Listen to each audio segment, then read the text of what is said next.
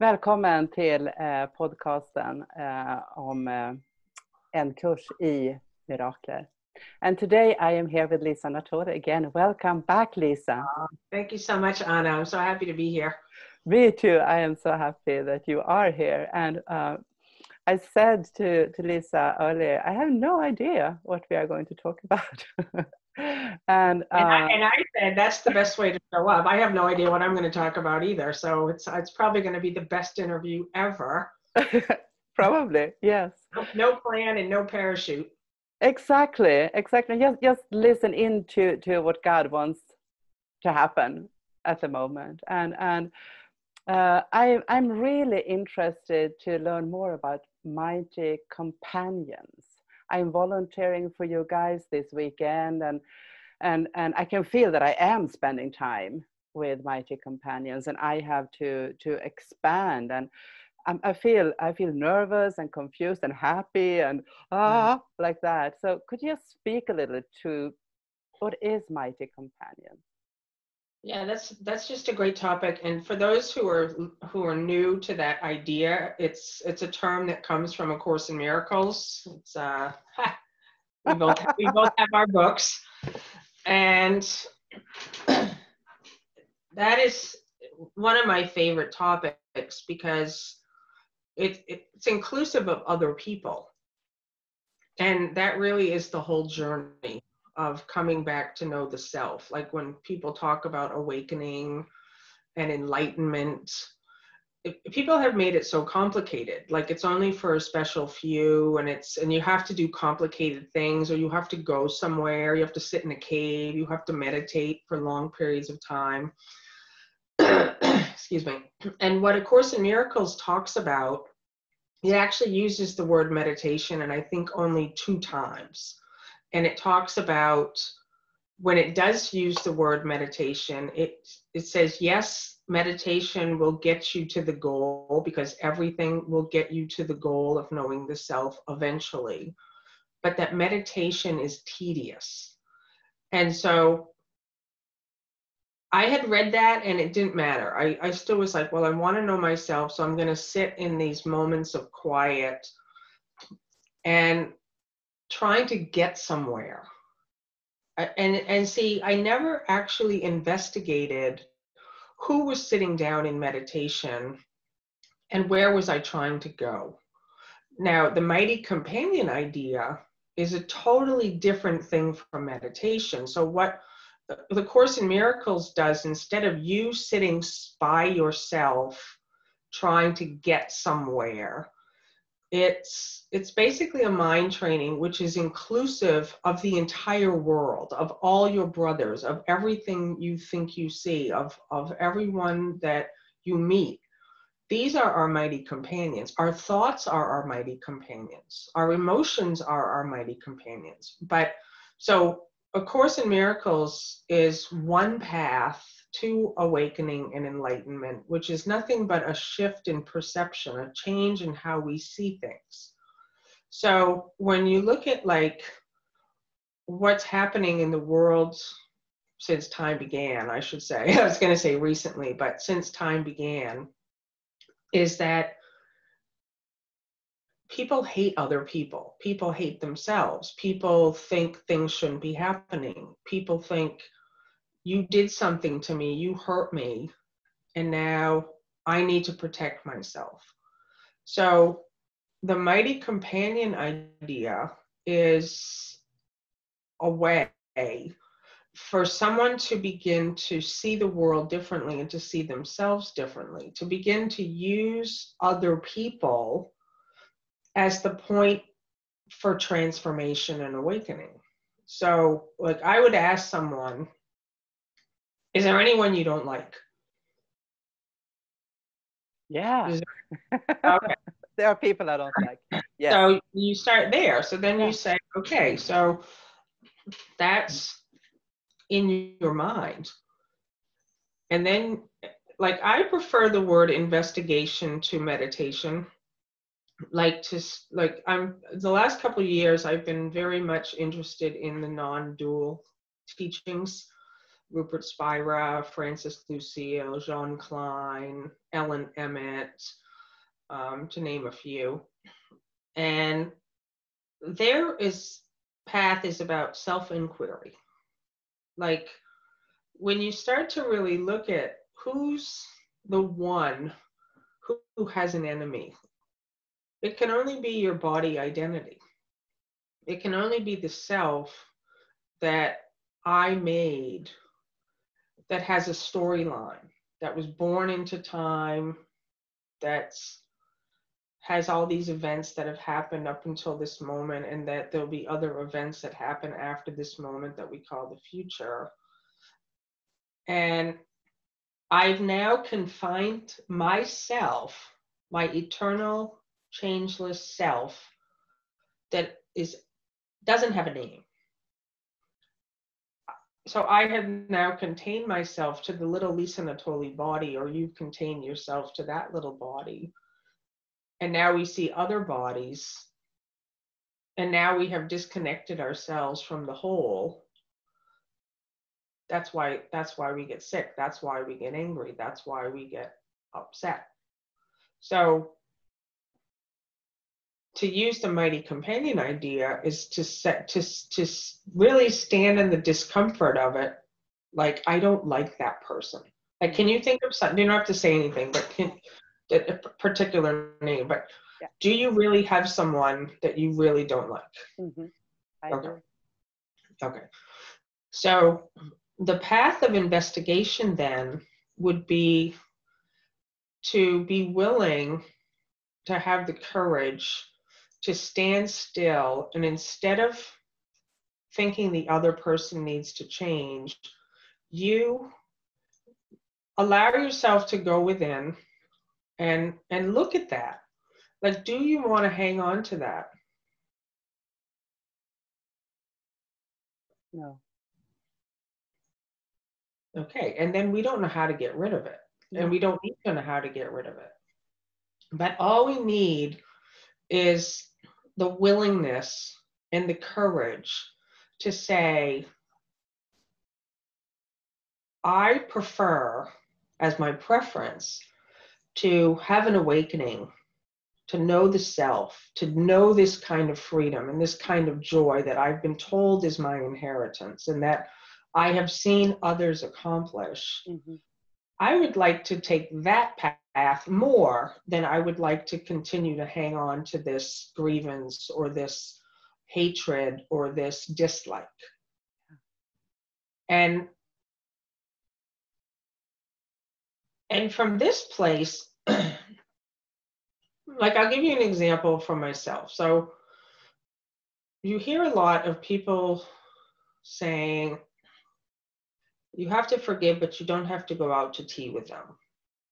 Like, you don't have to do this on the behavioral body level. So, and I like that. Like, I like that teaching, because what, in my experience, has happened is that often you might have someone who's hurt you, someone who's ridiculed you in public, somebody who just did something that you just didn't like. And so as bodies, we think, well, now I have to protect myself. Like, I need to get rid of that person.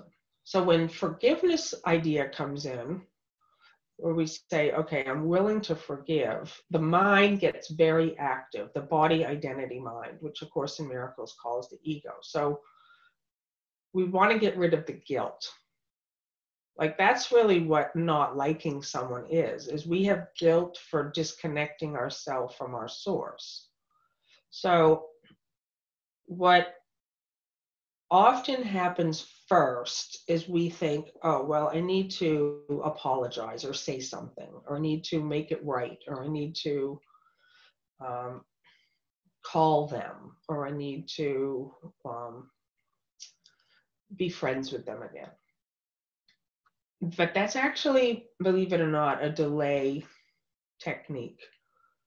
That's just Here is where I am so confused. I'm so happy that we are talking about this, because I get completely confused at exactly this spot.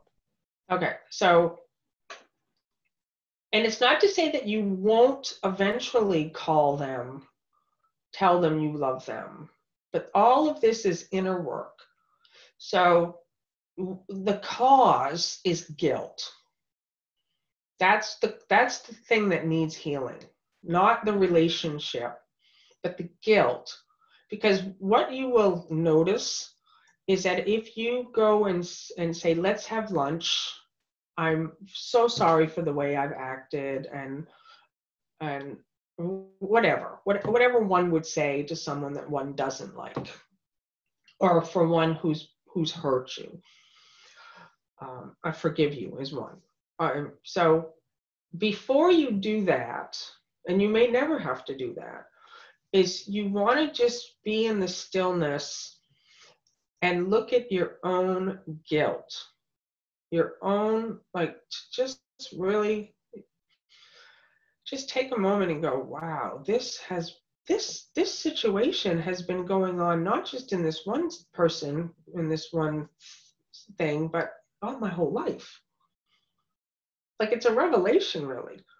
And then you start to say, okay, I would like this problem corrected at the source, not at the effect level. So when we try to heal our relationships through behavior,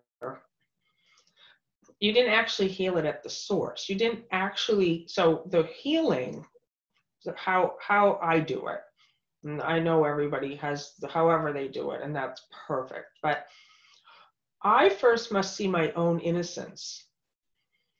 That's the first point. The first point is to recognize this pure innocence, not the body innocence, but the self, the oneness. And in the oneness, you will see that person differently. So it's a willingness now to recognize you're one with them. That's the mighty companion idea. Wow. To recognize, and then you will love them. You will, not what they've done. This goes so far beyond anything that happens in form. But it's a connection. You're making a connection with oneness. That literally heals the guilt at its source, at its cause. And my experience, again, I can only speak from my own experience, is that it usually takes, I don't know how to say it, like, I can have a realization of something, and then it can almost feel like I'm still getting the old effects. Like, I don't see immediate effects. Like, they don't call me and say, I love you.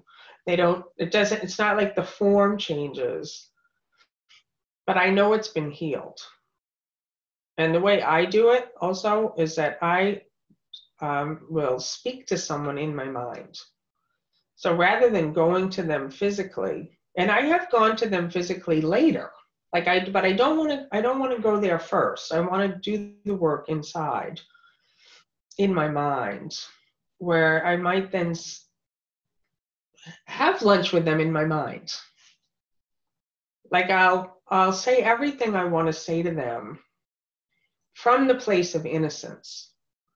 I'm not going to them and saying, you hurt me, because that's just reinforcing the old pattern. But first, reach my own innocence. And then from my holiness, from my innocence, find them in my mind and honor them. I honor them. I bless them. I love them. I watch if there's little bits of still grievances coming up, because that will happen. You'll be in that moment and be like, oh, I can't believe they did that. I can't believe they said that about me in public. I can't believe they ridiculed me. I can't believe they made me lose my job. I can't believe they lied about me. I can't believe,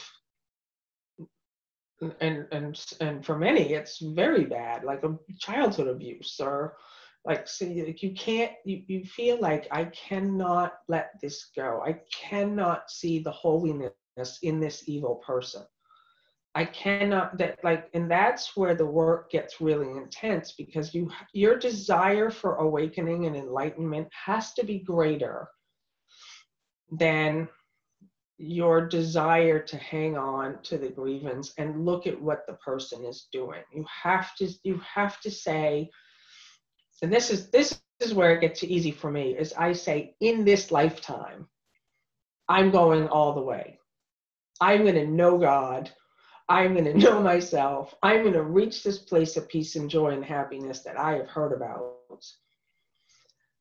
And you can't hang on to one exception in this work.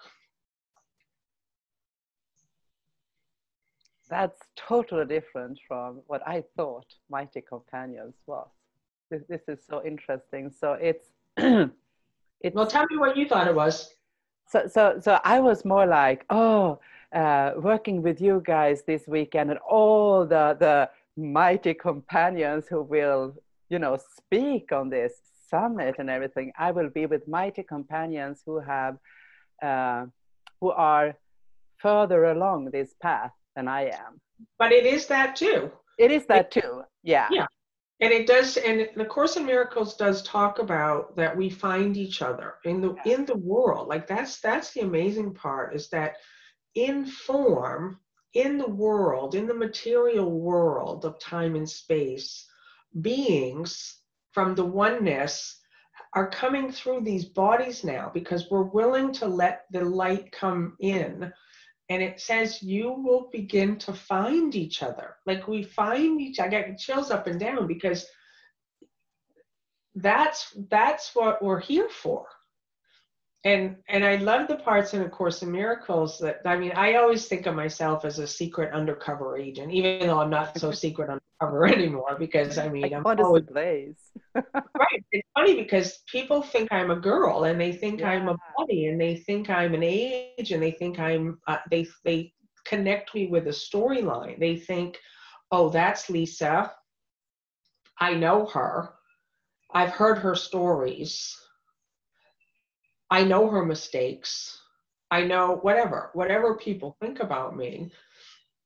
And here I am as the pure eternal presence of God and light and joy and love in a Lisa bodysuit. That's where my joy comes from, because Lisa's not in joy. The eternal self is in joy, just happening to wear the Lisa bodysuit. So I don't identify with the Lisa body anymore, but the Lisa body is still here.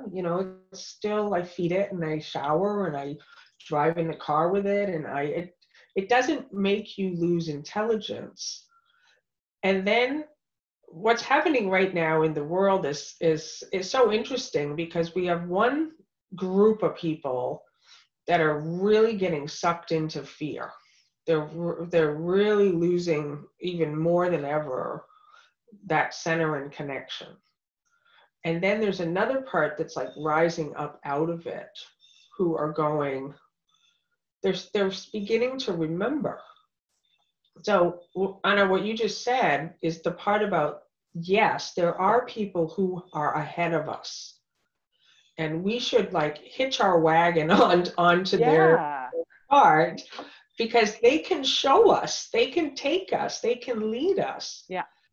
And I just want to do a little commercial pitch here for this weekend. The Pure Presence Summit is this weekend. Starts on Friday morning, goes all days Friday, all day Saturday, all day Sunday. It's totally free for the weekend while it's live. And if anybody wants the recordings, tons of gifts. I'm going to do a 4-hour live workshop on September 26th for people who get the all access pass. But it was put on by my husband, Bill Free. He has found the best teachers. I know you're going to be there. Yes. Are you a host? No, I will facilitate comments on the YouTube channel. Oh, wonderful. Yes. So awesome. Yes. What I like what Bill has done is he has found teachers in a wide variety of places. So he's all the non-dual teachers I mentioned earlier, Francis Lucille, Rupert Spira, Ellen Emmett, Bernardo Castro, in the non-duality arena.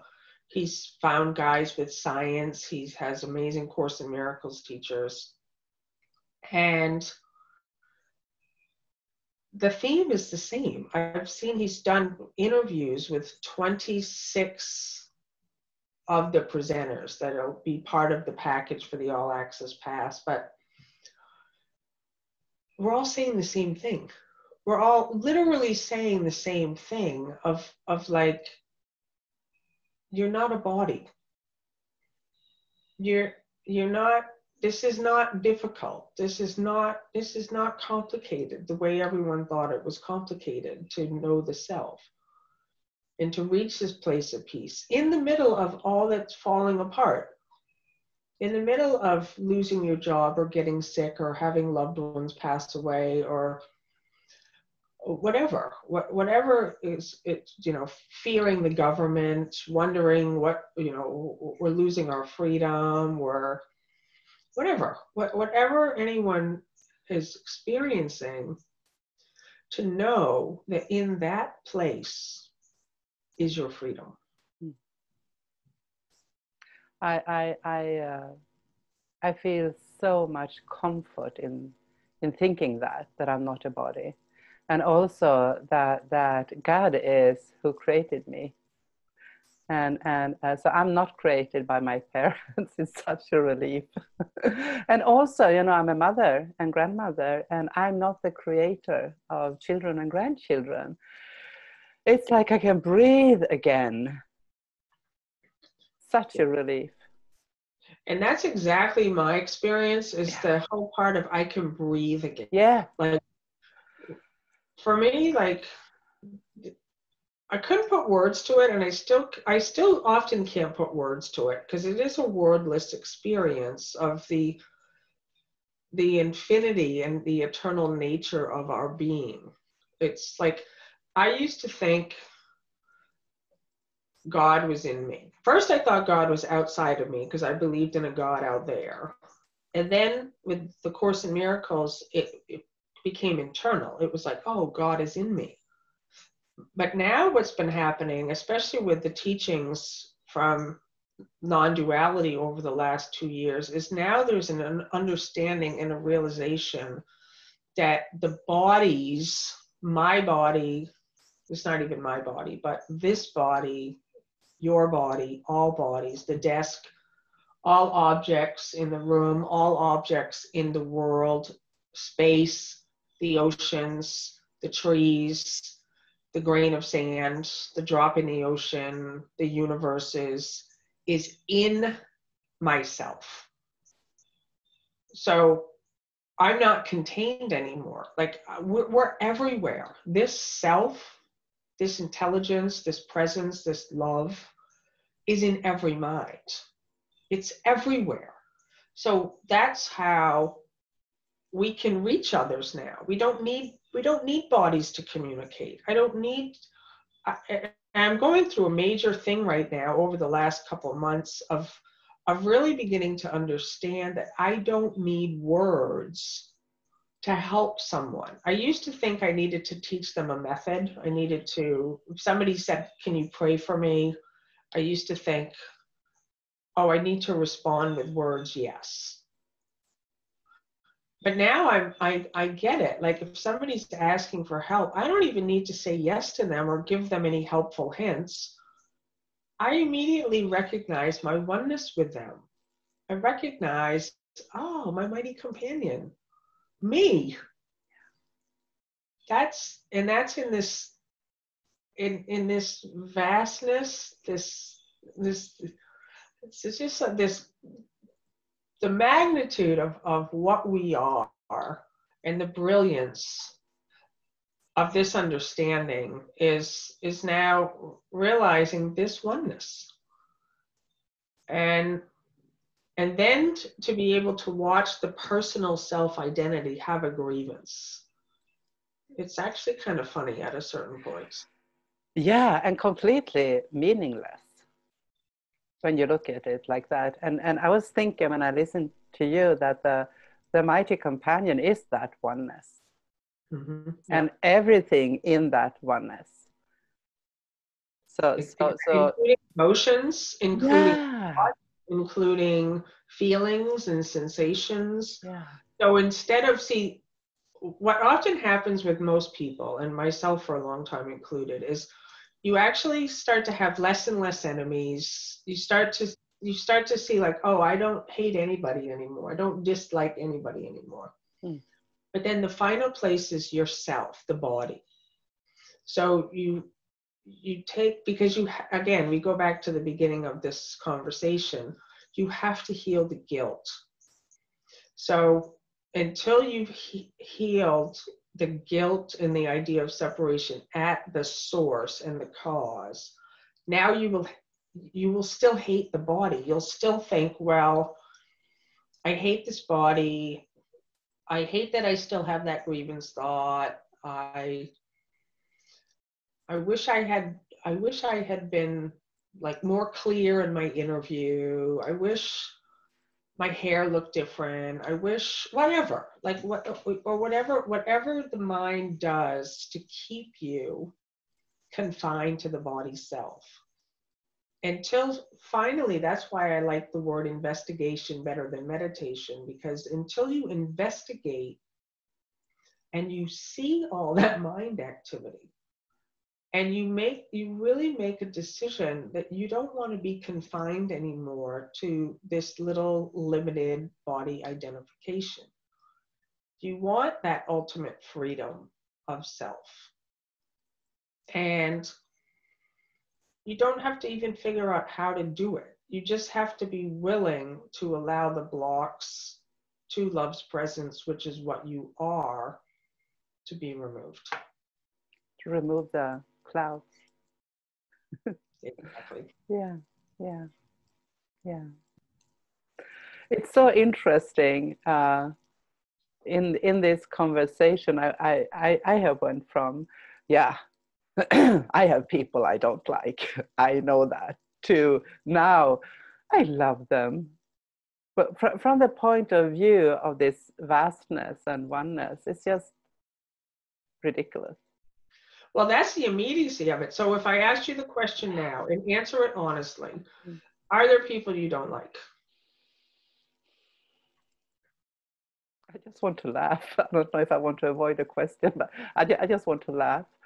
And Oh, but that's exactly where that's you should laugh. yeah, yeah.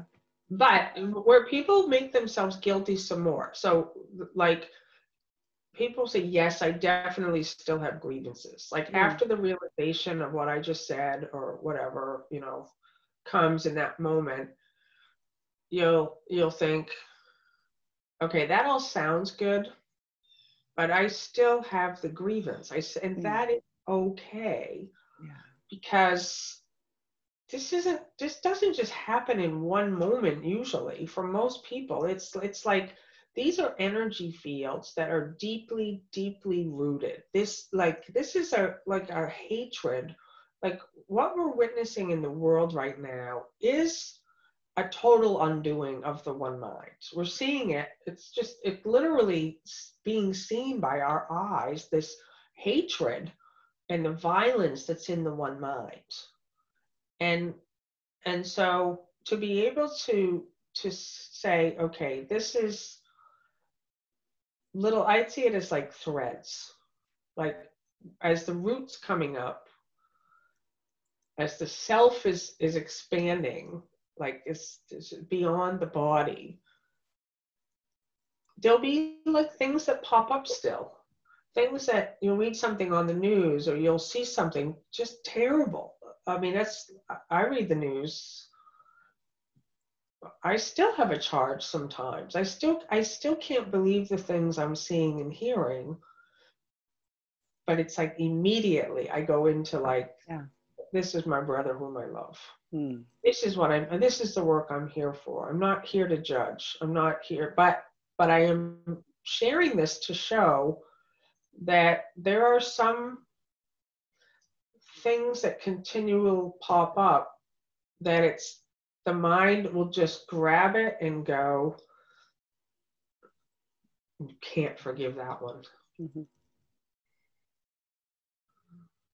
Totally. And I feel that I am doing the process faster and faster. From the beginning, it felt like I can never do it. I hear what you say, but I can never do it. And over the years, I've been studying A Course in Miracles. I can see how it's faster and faster. And also how I perceive the world completely different when I am in grievance, when I really do dislike someone. That's the only thing I can see. And during this conversation now I could move beyond that and just laugh, and I will come back to not liking people again.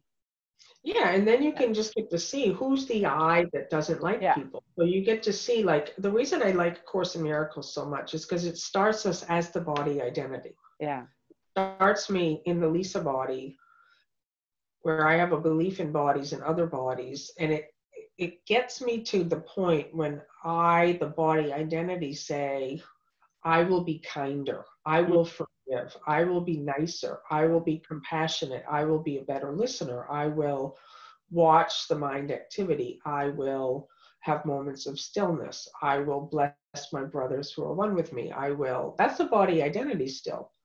But it's, you're training, you're basically like, not controlling, that's definitely not the right word, but it's like the ego mind body identity self is no longer in charge. Exactly. It's like it wants to hate, and you're like, no. And then God takes the final step, is the way the Course in Miracles describes it, is you become the self then. The I that's Anna or Lisa literally disappears. And now there is just this oneness, just this being. And then that self doesn't hate. That self is pure love, pure joy, pure peace, pure presence, pure oneness. And everything is included in it. And so that's when the laughter comes, because it's like, and then you sort of like, for me, I'm like, wow, how did I ever miss this? Like, exactly. How did I spend so many years in hatred of myself and others? And it doesn't matter, because it's like, oh, that's water under the bridge now. Yeah. Wow, thank you so much, Lisa. This is a wonderful demonstration of mighty companionship, I would say. Well, you are so lovely, Anna, and time just flies. It's already been 30 minutes. It has. So I will see you this weekend. I'm so excited. Thank you so much for your service, for saying yes to being there, for the comments.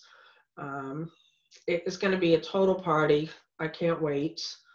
And I will put a link below the podcast and the video. Yep, so it's totally free for everyone listening, and it's just going to be a chance to interact with all the different teachers, to see all the mighty companions, because there's going to be a comment section there. And yeah, it's a time for complete letting the past go. Beautiful. Thank you. I love you. I love you too.